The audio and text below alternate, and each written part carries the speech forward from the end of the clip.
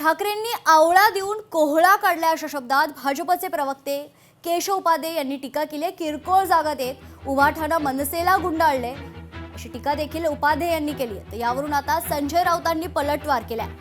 आवळा कोहळा ठरवणारे तुम्ही कोण असा सवाल संजय राऊतांनी केशव उपाध्ये यांना उपस्थित केला।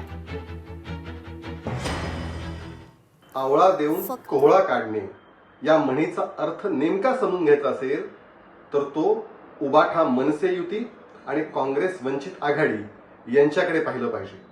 उबाठाने काय केलं? उद्धव ठाकरेंनी ठाकरेबाईंच्या गप्पा मारल्या, वारंवार दादरला फेऱ्या मारल्या आणि ज्यावेळी जागा द्यायची वेळ आली त्यावेळी आवळ्या एवढ्या जागा दिल्या आणि कोहळ्या एवढ्या जागा घेतल्या। हेच वंचित बाबत काँग्रेसने केलं। ज्या जागा कायम काँग्रेस हरतं अशा जागा वंचितच्या पदरात टाकल्या आणि प्रत्यक्षामध्ये मोठ्या जागांचा कोहळा आपल्याकडे घेतला। उद्धव ठाकरे असो अथवा काँग्रेस दोघांची भूमिका एकच आहे की गप्पा खूप मारल्या युतीच्या, आघाडीच्या, प्रेमाच्या, भावाच्या, पण प्रत्यक्षात आपल्या सहकारी पक्षाला जागा द्यायची वेळ आली त्यावेळी त्या जागा दिल्या आवळ्या एवढ्या छोट्या। राजकीय वर्तुळातल्या चर्चांना फार किंमत द्यायची गरज नाही। काल माननीय राज ठाकरे काल मातोश्रीवरती होते ना,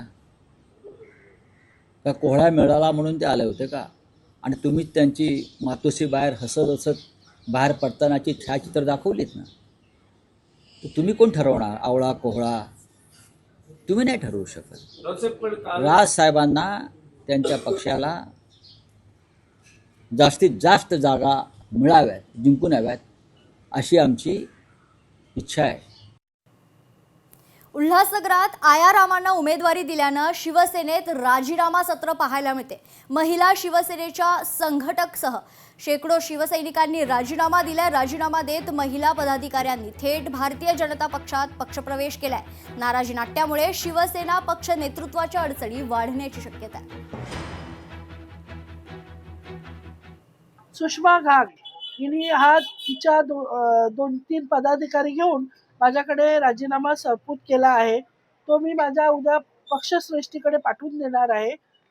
आणि मला ह्या गोष्टीचं जास्त वाईट वाटतं का मी नेहमी ज्या तळागाळातल्या महिला आहेत त्यांना मी खेचून आणून किंवा त्यांना मी बाहेर काढून मी ज्यांना पदं देते, आज त्यांच्याकडनं मला ती पदं परत घ्यावी लागतायत। ह्या गोष्टीचा मला खूप म्हणजे खूप दुःख होतंय।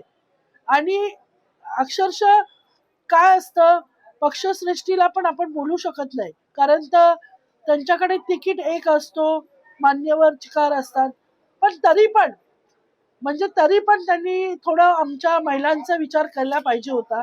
म्हणजे आज पक्षाला निष्ठा नाही, पैसा दिसला आणि आम्हाला उमेदवारी देणार, आम्ही इच्छुक होती, मला उमेदवारी देणार म्हणून कालपर्यंत हो बोलत होते आणि अचानक असं काय झालं, कुठे आम्ही कमी पडलो की बाहेरच्यांना चान्स दिला, जे घरात बसले त्यांना इथे उमेदवारी अर्ज दिले, म्हणजे त्यांनी कधी पक्षासाठी काहीच केलेलं नाही।